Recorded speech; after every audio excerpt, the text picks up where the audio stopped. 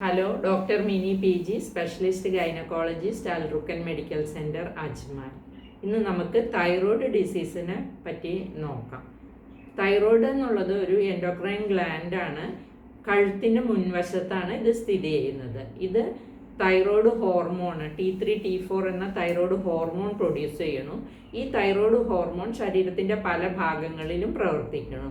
ഇത് temperature control നിലനിർത്താൻ, പിന്നെ പല മെറ്റബോളിക് പ്രോസസ്സിലും ഈ തൈറോയ്ഡ് ഹോർമോണിൻ്റെ ഉപയോഗമുണ്ട്.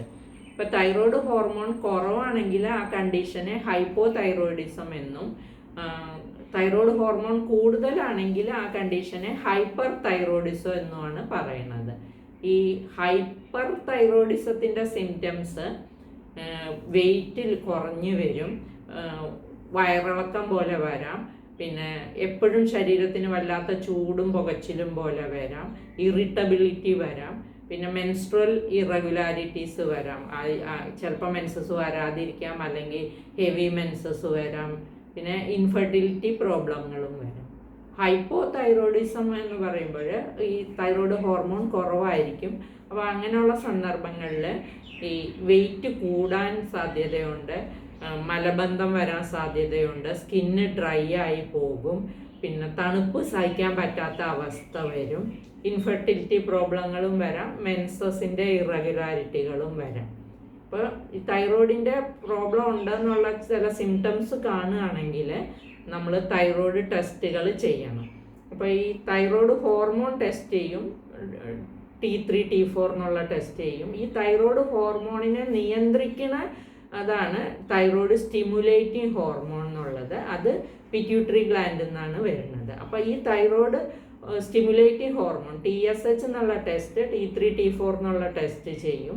പിന്നെ ചിലപ്പോൾ ഇത് ഓട്ടോ ഇമ്മ്യൂൺ ഡിസീസുമായിട്ട് കണക്റ്റഡ് ആയിട്ട് വരുന്നതാണെങ്കിൽ അതിന് തൈറോയ്ഡ് ആൻറ്റിബോഡീസും കൂടെ നമ്മൾ നോക്കാറുണ്ട്. അപ്പോൾ അങ്ങനെ തൈറോയ്ഡ് പ്രശ്നമുണ്ട്, hypo thyroidism or hyper thyroidism ഉണ്ടെങ്കിൽ അതിനുള്ള മരുന്നിൻ്റെ ട്രീറ്റ്മെൻ്റ് ഉണ്ട്. ഹൈപ്പോ തൈറോയിഡിസത്തിന് ലീവോ തൈറോക്സിൻ എന്നുള്ള ഗുളികകളാണ് കൊടുക്കുന്നത്. പിന്നെ ഹൈപ്പർ തൈറോയിഡിസം ആണെങ്കിൽ കാർബിമസോള് അല്ലെങ്കിൽ പ്രൊപ്പൈൽ തൈറാസിൽ എന്നുള്ള ഗുളികകൾ കൊടുത്തിട്ട് ഈ ഹോർമോണിൻ്റെ പ്രശ്നത്തെ നമുക്ക് നിയന്ത്രിച്ച് നിർത്താൻ പറ്റും. പിന്നെ ചിലപ്പോൾ തൈറോയ്ഡ് ഗ്ലാൻഡിന് വീക്കങ്ങൾ വരാം. ജനറലൈസ്ഡ് ആയിട്ടുള്ള വീക്കാണെങ്കിൽ അതിനെ പറയണത് ഗോയിറ്റർ എന്നാണ്. പിന്നെ ചിലപ്പോൾ ഇങ്ങനെ നോഡ്യൂൾസ് പോലെ വരാം, ചെറിയ ചെറിയ മുഴകൾ പോലെ വരാം.